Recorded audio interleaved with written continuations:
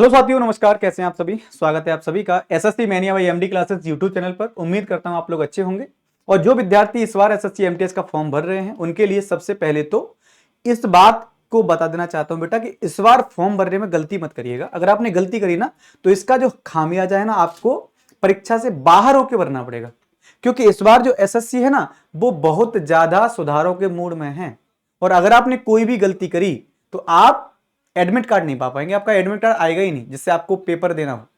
ठीक है भैया? तो इस बार प्रॉपर तरीके से हम समझने वाले हैं कि फॉर्म भरते टाइम आपसे जो गलतियां होती है ना, वो होनी नहीं चाहिए। हालांकि इस वीडियो की आवश्यकता थी नहीं, लेकिन ऐसे कैंडिडेट जो एकदम न्यू होते हैं, एकदम नए विद्यार्थी, इनको नहीं मालूम कि कैसे फॉर्म भरना है, वो पहले पूरे वीडियो को आज देख लीजिएगा कि कैसे आपको फॉर्म भरना है भाई।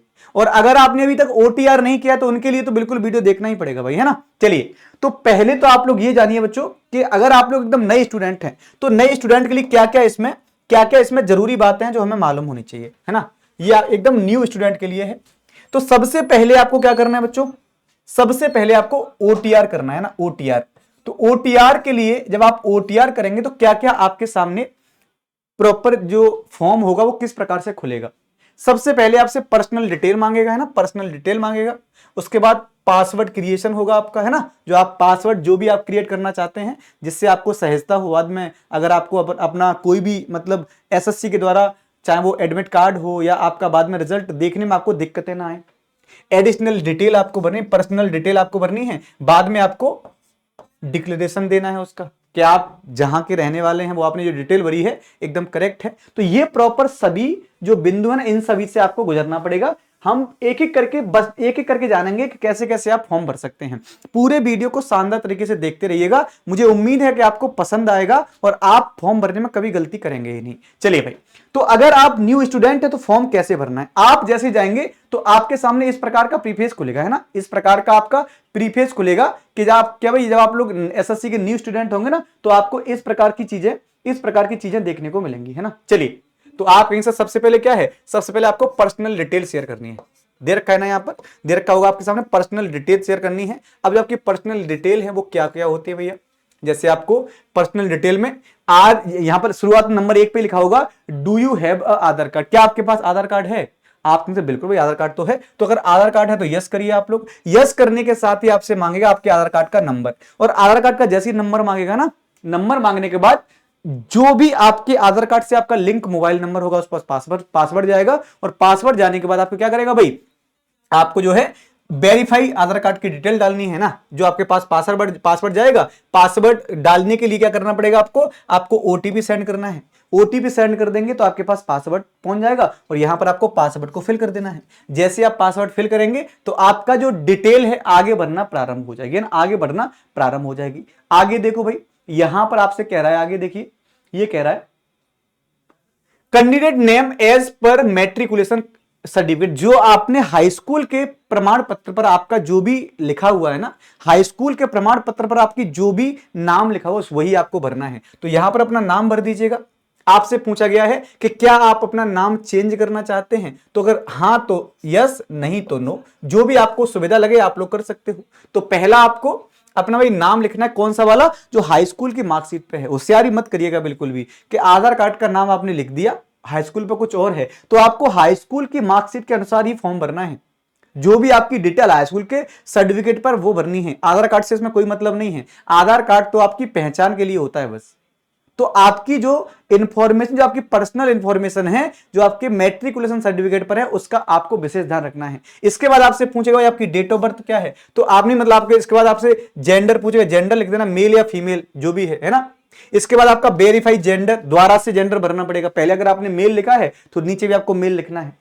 डेट ऑफ बर्थ लिखनी है, फिर डेट ऑफ बर्थ को वेरीफाई करवाएगा, है ना। फादर्स नेम है, फिर फादर्स नेम को वेरीफाई करवाएगा। मदर्स नेम को वेरीफाई करवाएगा। इस प्रकार से आपकी चीजें हैं, मतलब हर चीज को वेरीफाई करना है। जो जो डिटेल डालेंगे बाद में उसको वेरीफाई जरूर करना है। वेरीफाई करने का मतलब यह होता है कि आप जो डिटेल भर रहे हैं क्या वास्तविकता में वो डिटेल सही है। अगर बाद में आपने गलत भर दिया तो उसको रिजेक्ट मान लेगा। इसीलिए वेरीफाई करने के लिए दोबारा भरवाएगा, है ना। तो आपको इस बात को बेहतर तरीके से जानना है। इसके बाद आपको नेक्स्ट मोड पर जाना पड़ेगा। भाई नेक्स्ट क्या है सर? तो नेक्स्ट अगर आप लोग देखोगे तो नेक्स्ट हमें क्या देखने को मिलेगा बच्चों? अगर हम नेक्स्ट देखें तो आपको यहां पर आपको आगे चलना है। और आगे जब चलेंगे तो आपको मदर्स नेम के बाद दिख रहा होगा बेटा, यहां मदर्स नेम के बाद दिख रहा होगा कि मैट्रिकुलेशन सर्टिफिकेट का जो हाई स्कूल का जो प्रमाण पत्र है ना, अगर आपने हाई स्कूल किया है तो यस कर दीजिए, है ना। दोबारा से वेरीफाई करना है तो यहां पर भी आपको यस करना पड़ेगा।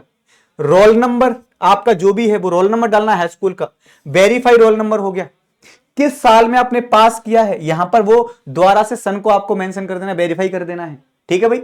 आपसे पूछा गया है कि highest level of education qualification, यानी आपने हाई स्कूल के अलावा भी कुछ किया है क्या, क्या आपने 12th किया है, ग्रेजुएशन किया है, पोस्ट ग्रेजुएशन किया है। अगर आपने जो भी क्वालिफिकेशन आपकी है आप लोग उसमें मेंशन कर सकते हैं। तो इसके फायदे क्या होते हैं, इसके फायदे ये होते हैं कि अगर मान लीजिए कोई भी ऐसी पोस्ट जब प्रमोशन की बात आएगी ना, तो वहां पर क्वालिफिकेशन को ज्यादा देखा जाता है। तो आप लोग अगर पीजी वाले विद्यार्थी जिन्होंने पीजी कर रखा है तो वहां पर आप लोग ऐसा मेंशन कर सकते हैं, ठीक है भाई।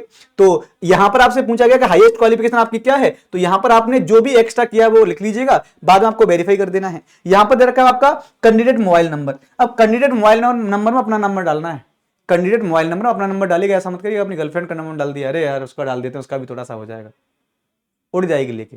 तो कैंडिडेट मोबाइल नंबर में आपको अपना ही मोबाइल नंबर डालना है बेटा, है ना। बाद में इसको वेरीफाई करवाएगा, वेरीफाई कर दीजिएगा। चलिए भाई आगे अगर हम देखें तो आगे इसमें और क्या है, तो आगे आपका सेकंड पेज आपको देखने को, ये पूरा वो फॉर्म है, ये पूरा वो फॉर्म है जो एसएससी ने आपको स्वयं दिया है। एसएससी आपसे कहता है इसको देख करके भरिए, गलती बिल्कुल करने की गुंजाइश नहीं, गलती नहीं करनी है आपको बिल्कुल भी, है ना। तो आपका आगे क्या पूछे, पर्सनल डिटेल में do you have Aadhaar card, तो हाँ बिल्कुल आधार कार्ड है, आपने आधार कार्ड पर यस कर दिया। यस करने के बाद आपके जो डॉक्यूमेंट है यहां पर अपलोड होंगे ना, आपके डॉक्यूमेंट अपलोड करवाएगा। याद रखिएगा आप लोग, जैसे आपने आधार कार्ड को अपलोड करना है ना, आपने डेट ऑफ बर्थ का सर्टिफिकेट उसको अपलोड करना है, फोटो अपलोड करना है ना, जो भी आपका साइन है वो अपलोड करना है। ये सब चीजें आपके जो पर्सनल डिटेल होगी, जैसे आधार कार्ड अपलोड करना पड़ेगा आपको, अपना कास्ट सर्टिफिकेट अपलोड करना पड़ेगा, आपका फोटो अपलोड करना पड़ेगा, है ना। इसके अलावा अपने साइन अपलोड करने पड़ेंगे। तो सभी चीजें यहां पर आपको देखने को मिल जाएगी, है ना। या आप इन्होंने लिख भी रखा है। सबसे पहले क्या अपलोड करना है भैया, तो यहां पर आपका आधार कार्ड में जो नाम है उसी नाम के साथ आपको अपलोड करना पड़ेगा अपना आधार कार्ड। उसके बाद डेट ऑफ बर्थ के लिए क्या है, अपना हाई स्कूल का प्रमाण पत्र आपको अपलोड कर देना है। इसके बाद आपको दे रहा भैया यहां कि आपने जो आधार कार्ड दिया है उसको दोबारा से वेरीफाई करके अपलोड कर दीजिएगा भाई आप लोग।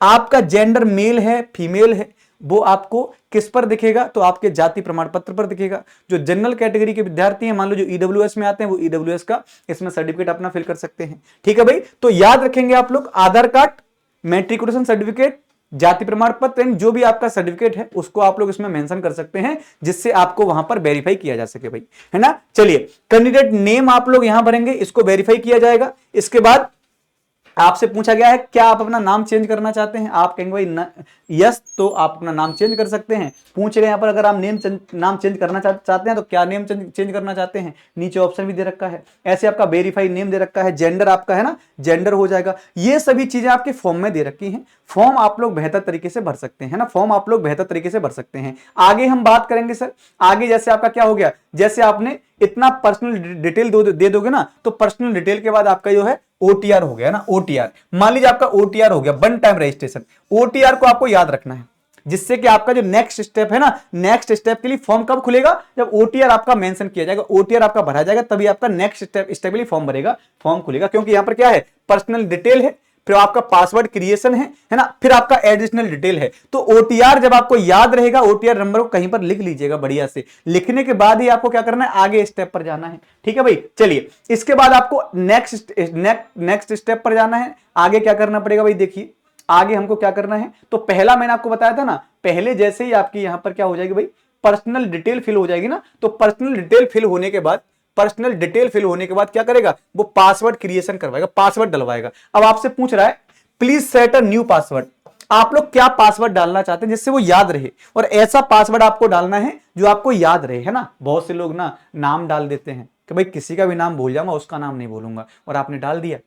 कोई भी आपको जो लगता है, जो भी सुविधा आपको लगे, उसको आप डाल करके पासवर्ड अपना बना सकते हैं। जैसे मान लीजिए आपने सपोज करिए कि आपने अपनी डेट ऑफ बर्थ डाल दी पासवर्ड में ना, आपने अपनी डेट ऑफ बर्थ ही डाल दी, डेट ऑफ बर्थ डाल दी, तो उसको यहां पर वेरीफाई करवाएगा ना, है ना। ये आपका क्या भाई, ये आपकी रजिस्ट्रेशन नंबर हो गया आपका, यहां पर रजिस्ट्रेशन के बाद आपका पासवर्ड यहां पर और न्यू पासवर्ड यहां पर, बाद में आपका ये जो है ना पासवर्ड बन जाएगा। जब आपका पासवर्ड बन जाए, इसको आप लोग क्या करेंगे भैया, थोड़ा सा याद रख लेंगे, है ना, थोड़ा सा याद रख लीजिएगा, ये आपको याद रखना है। अब जो पासवर्ड आपने वहां पर डाला है, नया पासवर्ड आप जो बना रहे हैं ना, यहां पर कंफर्म पासवर्ड, ठीक है भाई। और जब भी पासवर्ड डालें, यहां पर आंख बनी आ रही है, इसको देखते रहिएगा, क्या मैं जो डिटेल साझा कर रहा हूं या डिटेल डाल रहा हूं वो गलत तो नहीं है, नहीं तो आपको दोबारा से फॉर्म दोबारा से फिल करना पड़ जाएगा। सिक्योरिटी क्वेश्चन आपसे पूछेगा यहां पर, security question allow you to regain entry of your account if you have forgotten your password and no longer have access to the email or mobile number associated with the account. यानी आप जो भी detail दे रहे होंगे ना, जो भी detail दे रहे होंगे उसकी इंफॉर्मेशन आपको अपने पर्सनल नंबर पर एसएमएस के द्वारा या आपको मेल पर देखने को मिल जाएगी भैया ना, याद रखेंगे आप लोग। सिक्योरिटी क्वेश्चन में आपका क्वेश्चन नंबर फर्स्ट यहां पर पूछेगा है ना, उसका आंसर आपको यहां पर फिल करना है। सिक्योरिटी क्वेश्चन नंबर 2 जैसे आप लोग क्लिक करेंगे तो यहां पर पूछेगा और आपको उसका आंसर यहां पर फिल कर देना है। और ये आपको सिर्फ ऐसे क्वेश्चन, नॉर्मली क्वेश्चन पूछे जाते हैं, जैसे मान लीजिए आप लोग अपनी कोई पर्सनल डिटेल शेयर करना तो नहीं चाहते, ऐसे क्वेश्चन पूछेगा, बाकी और क्वेश्चन आपसे नहीं पूछेगा है ना। अब आपकी आती है बेटा क्या, आगे आपका एडिशनल इंफॉर्मेशन आएगी।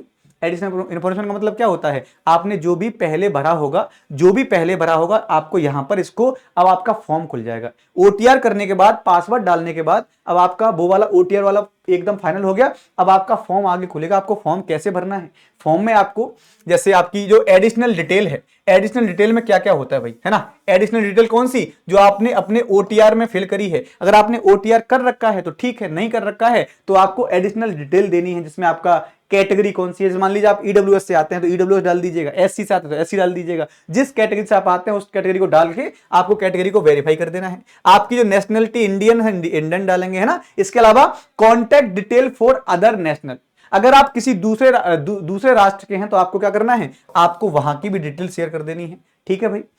विजिबल आइडेंटिफिकेशन मार्क, यानी आपकी बॉडी पर कोई निशान है तो आप लोग क्या कर सकते हो, उस निशानों के बारे में जरूर बता दीजिएगा। ये आपसे यहां पर पूछा गया है। ठीक है भाई, ये यहां पर आपसे पूछा जाएगा। इसमें आप लोग अदर इंफॉर्मेशन में आपसे देखो ये पूछेगा कि आप जो है ना, अगर आप लोग डिसेबल हैं किसी प्रकार से, अगर आपके बॉडी में कोई भी दिक्कत है, आंख में दिक्कत है, हाथ पैर में दिक्कत है, तो आपके पास डिसेबल सर्टिफिकेट बना होगा एक, उसका नंबर आपको यहां पर फिल कर देना है। ठीक है भाई। परमानेंट एड्रेस डालिए आप लोग, जो भी आपका परमानेंट एड्रेस है ना। जैसे मान लीजिए आप लोग गांव रह रहे हैं तो गांव का एड्रेस हो जाएगा, उसके बाद द्वारा उसको वही फिल कर देना है ना। एड्रेस, ये आपका एड्रेस पूछेगा। एड्रेस पूछने के बाद नेक्स्ट स्टेप पे आप लोग जाओगे ना, तो नेक्स्ट स्टेप क्या आएगा भाई, आपका डिक्लेरेशन आएगा। डिक्लेरेशन में क्या है, ये आपसे जैसे आपने पूरा फॉर्म भरा, पूरा फॉर्म भरने के बाद होता है ना कि अगर आपसे कोई गलती हो गई है तो आप इसमें यस और नो करिए, क्योंकि अगर आपने कोई गलती करी है तो उसके जिम्मेदार आप स्वयं हैं। ये आपका डिक्लेरेशन होता है ना। जैसे मान लो आपने ऊपर जो भी फॉर्म भरा, फॉर्म भरने के बाद उसमें डिक्लेरेशन में आपसे ये पूछता है कि आपने जो फॉर्म भरा है इसके लिए आयोग कतई जिम्मेदार नहीं, आप उसके लिए आप ही जिम्मेदार हैं। अगर आपने कोई गलती करी होगी तो आपका फॉर्म रिजेक्ट भी हो सकता है। तो एक बार चेक कर लीजिएगा, ऊपर जहां भी आप फॉर्म भरने जाएंगे ना, वहां पर एक बार प्रॉपर तरीके से चेक कर लीजिएगा, इससे आपको कोई दिक्कत बाद में आए नहीं। ठीक है भाई। अगर आपने सही भरा है तो यहां पर एग्री करके आप लोग को क्या करना है भैया, डिक्लेयर कर देना चाहिए कि हाँ भाई मेरे द्वारा जो भी कहा गया वो सही है। तो ये स्टेप आपने क्लियर कर लिया। ये स्टेप क्लियर कर लेने के बाद आपका क्या होगा भाई, आपका फॉर्म खुल जाएगा। और जो भी इंफॉर्मेशन आपने भरी होगी, किसमें भाई, जो भी आपने इंफॉर्मेशन भरी होगी अपने फॉर्म में, वो आपकी डिटेल जो है ऑटोमेटिक वहां पर साझा हो जाएगी। तो ओटीआर करने के फायदे क्या होते हैं, ओटीआर करने के फायदे ये होते हैं कि अगर आपने ओटीआर कर रखा है तो आपको ओटीआर करने की आवश्यकता नहीं है।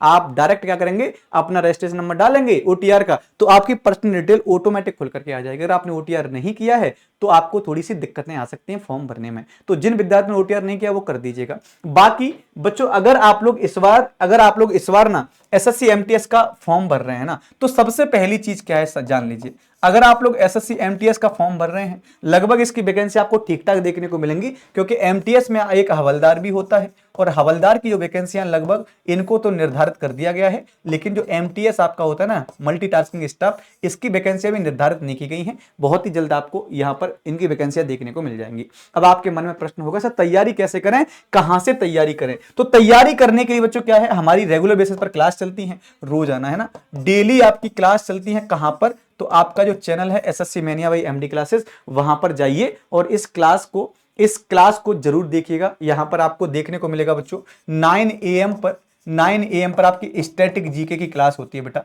स्टैटिक जीके क्लास होती है सोनकर सर के द्वारा। फिर 10 AM पर जो है ना क्लास होती है बेटा इंग्लिश वोकैब की, है ना, वोकैब की क्लास होती है बाबू, वोकैब की क्लास होती है। ये कौन, तो रिया मैम के द्वारा। 11 AM पर जीके जीएस की क्लास होती है, मैं स्वयं लेता हूं। तो जीके जैसे अगर आप लोग पढ़ना चाहते हैं तो जरूर पढ़िए, मैं स्वयं लेता हूं। एसएससी एमटीएस में सबसे महत्वपूर्ण भूमिका किसकी है, जीके जीएस है। स्टैटिक जीके है, इंग्लिश है, इनकी बहुत भूमिका है, क्योंकि मैथ और रीजनिंग क्वालिफाइंग होता है, और मैथ और रीजनिंग अगर क्वालिफाइंग है तो आपको इन पर ध्यान देना पड़ेगा। ठीक है, इसके बाद 6 PM पर आपको क्लास देखने को मिलेगी, परम सर की इंग्लिश क्लास है ना, पवन सर की क्लास। तो पवन सर की जो क्लास है ना बेटा, वो रीजनिंग की क्लास आपको शाम को 6 बजे। 7 PM पर आपके सामने आते हैं मुकेंद्र सर, मुकेंद्र सर की क्लास होती है बेटा। मुकेंद्र सर की क्लास कितने बजे होती है, तो 7 बजे होती है। फिर 8 बजे क्लास जो आपकी होती है वो इंग्लिश की होती है, सीना मैम की। तो ये क्लासेस आपकी इस समय आपके लिए हो रही हैं। तो अगर आप लोग एसएससी को इस बार तोड़ना फोड़ना चाहते हैं तो बेटा इन क्लासेस को ज्वाइन कर लीजिएगा। ये 4 क्लास आपके लिए जितनी इंपोर्टेंट है ना, उतनी इंपोर्टेंट ये 2 क्लास हैं, क्योंकि बेशक इंग्लिश और रीजनिंग क्वालिफाई है, बेशक मैथ और रीजनिंग क्वालिफाई है, लेकिन अगर आपने इनमें क्वालिफाई नहीं किया ना तो इनका कोई मतलब रह नहीं जाएगा। इसीलिए सभी सब्जेक्ट को महत्व देते हुए पढ़ाई करिएगा। लेकिन हाँ, आपको जो ध्यान देना है वो जीएस और इंग्लिश पर ज्यादा ध्यान देना है, क्योंकि इन्हीं को पढ़ करके आपको ना, इन्हीं को पढ़ करके आप लोग क्या करेंगे, इन्हीं को पढ़ करके बच्चों आप जो है सेलेक्ट होंगे। फाइनल जो कट ऑफ आपकी रहेगी ना, वो इंग्लिश और जीएस के बेसिस पर ही बनाई जाएगी। तो मुझे उम्मीद है कि आपको चीजें पसंद आई होंगी। अगर पसंद आई हैं तो हमारे चैनल को सब्सक्राइब कर लीजिएगा। और अगर आप लोग हमारे साथ जुड़ना चाहते हैं तो हमारा टेलीग्राम चैनल है SSC mania by MD classes. आप जाइए टेलीग्राम पर और सर्च करिएगा SSC mania by MD classes. वहां पर आपको सभी क्लासेस की इंफॉर्मेशन, पीडीएफ सब मिल जाती है। अगर आप मेरे साथ जुड़ना चाहते हैं तो GK GS by Shailendra MD classes पर जुड़ सकते हैं। थैंक यू सो मच, बहुत बहुत धन्यवाद।